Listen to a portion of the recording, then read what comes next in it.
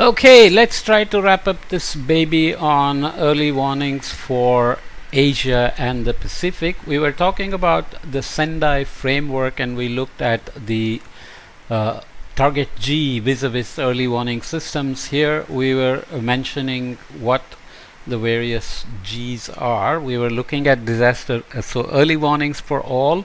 Early warning system component focuses on disaster risk knowledge, detection, observations, monitoring, analysis, and forecasting, preparedness and response capabilities, warning, dissemination, and communication. So here you have G1, which is coverage of multi-hazard early warning systems. G5 under so early warnings for all should have coverage for multi-hazard early warning systems, and disaster risk knowledge is G5. Number of countries that have accessible, understandable, usable, and relevant disaster risk information and assessment available to the people at the national and local level. So that's the monitoring and evaluation of the early warnings. Detection in under 2 G2 we have number of countries that have multi-hazard monitoring and forecasting systems. For preparedness and response, G4 percentage of local governments having a plan to act on early warnings, so the last mile is covered. G6 is percentage of population exposed to or at risk from disasters protected through preemptive evacuation following early warning, so that's on the ground action. And G3 is about number of people per 100,000 that are covered by early warning information through local governments or through national dissemination mechanisms. So this is really making sure that everything is going down to the ground level. Asia and the Pacific Sendai framework target scores then for various levels or Sendai framework indicator that we talked about. Lots of them are unreported, many are comprehensive, many are substantial, but several are limited in terms of various categories of Sendai framework targets, and the number of countries is shown here. You can see that G5 is very low in very high in terms of limited number of countries, which you can go back and see. G5 is coverage of multi-hazard early warning systems. So if you don't have that, then or if that's severely limited, then you are failing. Of course, the largest number here is unreported. That's not good at all, right? So everybody has to be covered, brought together under the Sendai framework for disaster risk reduction. Systems approach to early warning systems for adaptation. We kind of talked about it. So if you have early warnings for early warning systems for adaptation, I think you know what that is. There are many things happening already, as I said before. Many of the 1.5 degree C impacts are already here in terms of heat waves, floods, drought risks, etc. etc. So people have to adapt to them. Can we give them early warnings helping with adaptation? So you need risk knowledge, monitoring and warning systems, dissemination and communication, and preparedness and response capability. But in each one you have to identify ways to adapt from risk knowledge and identify when to adapt by monitoring and warning systems, and you need communication about adaptation as well, and then build adaptive capacity. This is about incentivizing individuals and firms, financing them, providing risk underwriting like insurance, etc., and helping people with shifts in livelihoods and so on and so forth, because adaptation will be of an intervention in their lives. So you have to take them into confidence and make sure that they are able to see the benefits of yielding to adaptation instructions or suggestions or incentives before you can get them to do it. So this is the meteorological value chain. All links in the chain must operate effectively to yield success. So meteorological infrastructure must be designed and coordinated globally, okay, because global climate is very local in terms of impacts. Observations from the entire globe, international exchange of observations, which is very important, global numerical weather prediction, local data processing, downscaling, local forecasting, early warnings, advisory products, local, location specific, sector specific, and so on.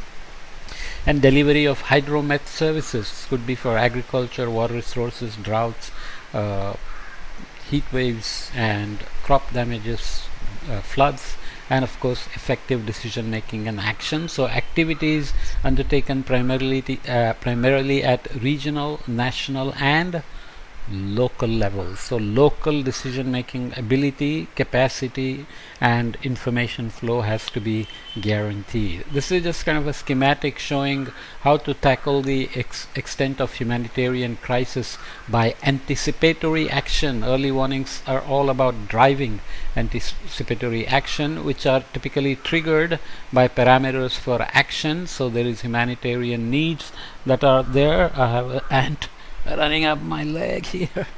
Tropical countries are always fun, especially in the summer when rainy season.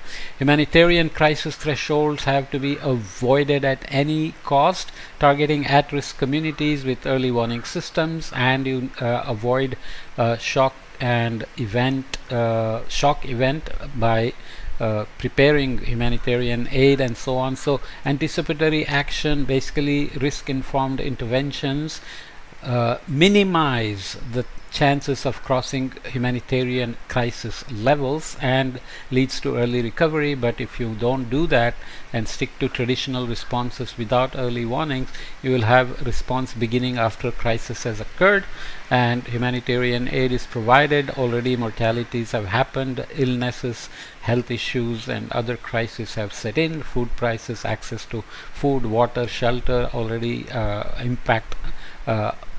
manifest in the impacts, and then recovery will take longer. So there are examples of successful stories. Pacific Disaster Center is one of them. The Pacific Disaster Center was established by the US Congress following Hurricane Iniki's devastation of the Hawaiian island of Kauai in 1992 and became operational in 1996. PDC, Pacific Disaster Center Global, a public-private partnership entity, is an applied research center managed by the University of Hawaii that supports the most demanding governmental and non-governmental organizations worldwide in helping partners enhance disaster management capacity, save lives and reduce disaster losses through the application of our advanced tools and technologies, evidence-based research and analytical information. So transfer of knowledge and information is happening, capacity building is happening.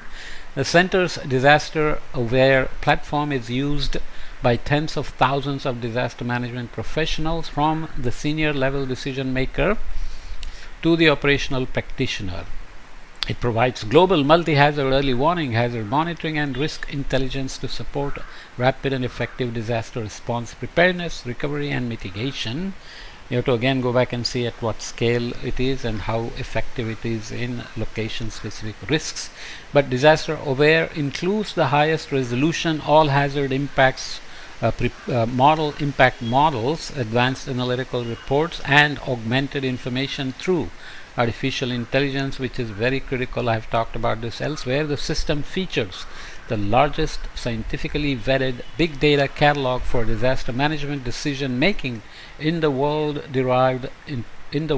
sorry, I read it wrong. Let me read again. The system features the largest scientifically vetted big data catalog for disaster management decision making in the world, derived in part from Pacific Disaster Center's unique National Disaster Preparedness Baseline Assessment, as well as its global risk and vulnerability data. Disaster Aware provides near real-time analytics about the impacts of population, capital, and key infrastructure for multiple hazards, calculating likely humanitarian needs down to a scale of 30 by 30 meters. Disaster Aware is free to disaster management practitioners and humanitarian assistance community. Sounds fabulous. 30 by 30 meters. So now you have to go and see how reliable and accurate it is and how it is used. Finally, stepwise implementation of the UN Executive Action Plan of early warning for all by 2027 in Asia and the Pacific. Strategic objectives are there in terms of reducing disaster mortality, loss and damage, focusing on multi-hazard risk, hotspots, least developed countries, small island states, high risk, low capacity developing countries of Asia and the Pacific, and modalities include building institutional capacity. All four pillars of MHEWS, so monitoring, early warnings, etc., regional, sub-regional, and north-south triangular cooperation mechanisms. You have comprehensive disaster and climate risk management approach, financing including through adaptation fund, technology and innovation, and deliverables of course include multi-hazard early warning pillars, risk knowledge, observation and monitoring, risk communication, and preparedness. Okay, excellent, right? This is going to happen by 2027, and you can track the progress on the site where they do put up annual reports. So this few podcasts which I kept very brief, but you can read the report and follow the websites. But this is really something that is very critical for the tropical countries. This is here we focused on Asia and the Pacific, but obviously these solutions and the process, the systems approach, financing, everything, cost benefit analysis, everything is applicable to other regions as well. Rich countries are doing of course on their own, but Africa, South America and so on can employ the same approach as well. Okay, so I will leave this here and we'll come back and move to the next topic in the next podcast. See you all.